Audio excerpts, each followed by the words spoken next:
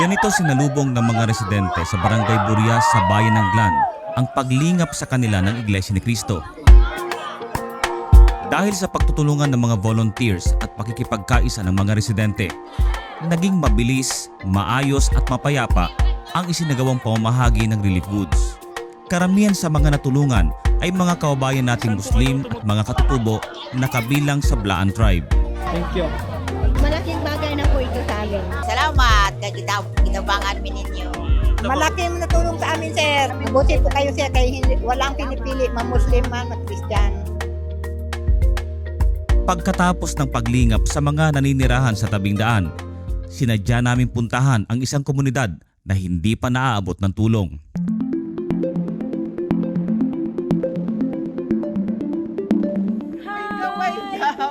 Sarap. Dahil sa pagmamahal sa kapatid. Salamat po.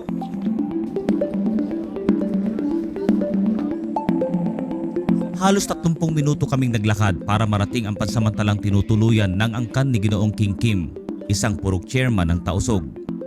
Ang hanap buhay po namin dito, yung bingwit sa dagat. Bago lumindol po, nagkausap-usap kami doon. Nang lumindol, nagkawatak-watak na kami. Pagkatapos may sumigaw, na sabi niya, nagbaba yung dagat. Kaya sabi niya, punta na kayo sa bundok. Dahil natakot sa sobrang takot po. Baka may tsunami na mangyari. Kaya po napunta kami dito sa taas. Mula sa kabunduhang ito ay tinatanaw na lang nila ang dati nilang pamayanan sa tabing dagat na napinsala ng malakas na lindol. Tuloy-tuloy pa rin kasi ang malalakas na aftershocks. Itong tinutuluyan nyo ngayon, ano po talaga ito? Bahay ba ito noon? Ito po yung, hindi ito bahay po. Ito yung pag nagkupras sila, ito po ang pinag-ano na ng buko ng kupras nila. Parang ano, Oh, parang bodega. Pugon. Pagdating namin po dito, nilinisan namin po. Pagkatapos ito, bago na ito po. Ilan po natutulog po rito? Marami po kami. Halos di kayo magkasya po. Na doon pa sa kabila at doon pa hanggang nang hindi kami, nang umulan pa po, naroon na kami nagkaroon ng problema talaga. Yung sa bahay po ninyo sa baba, ano nangyari po? Totally lockdown talaga po. Damage na? Na-damage talaga. Ang sabi ng mga Coast Guard, binawalan kami na magpunta sa laut. Kasi po sabi niya, hindi pa normal ang lagay ng panahon. Bilang isang purok chairman, siya ang pangunahing abala para tugunan ang pangangailangan ng mga pamilya na kanyang nasasakupan. Isang linggo na sila sa ganitong sitwasyon, kaya kinikilala nila na malaking tulong na sila'y marating sa liblib na dahong ito. Yung po ang pasalamat na kayo po ang nakapunta dito sa amin upang nakita po ninyo ang aming mga sitwasyon po dito. Kayo lang first, pinakauna kayo na nakapunta dito, nakarating. Ito yung first na pumunta talaga dito po kasi kadalasan doon lang sa highway. Ito yung pinakaunang rescuer na talagang nagpunta talaga dito na nagbigay talaga ng oras sa amin. Namasaya kami yung lahat po. Yung pagdating lang nung nagulat po kami.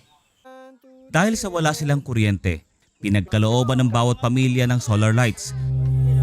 Itong solar, sir, hindi lang sa bahay magagamit, pati rin sa panganap buhay, yung isda, gamit din namin po. Bukod sa pagkain at ilaw, ay may karagdagang ipinagkaloob sa kanila. Marami pong salamat sa inyong lahat. Lalo na kay Sir Eduardo Manalo at sa inyong mga sa Iglesia ni Sir, sa inyong lahat po. Malaki ito para sa amin po. Hindi ito masasayang po. Sa maikling sandali na kami ay namalagi sa liblib na dahong ito, mabilis na naging magaan ang loob sa bawat isa. Salamat po sa inyo. God bless. Sana gabayan kayo palagi ng Panginoon. Sa pag-uwi ng mga kaanib sa iglesia, lahat ay masaya. Hindi lamang dahil personal nilang nakita ang idinulot ng pagtulong sa kapwa. Di higit sa lahat ay patuloy nilang natutupad ang utos ng Diyos na ibigin ang kapwa, lalo na sa panahong ito ng matinding pangangailangan. Bakit masaya pa rin kahit pagod? Happy pagod. Kami masaya. Mula po rito sa Barangay Burias sa Bayan ng Glan, Sarangani, ako po si kapatid na Montreville Boy para sa Iglesia ni Cristo News Network.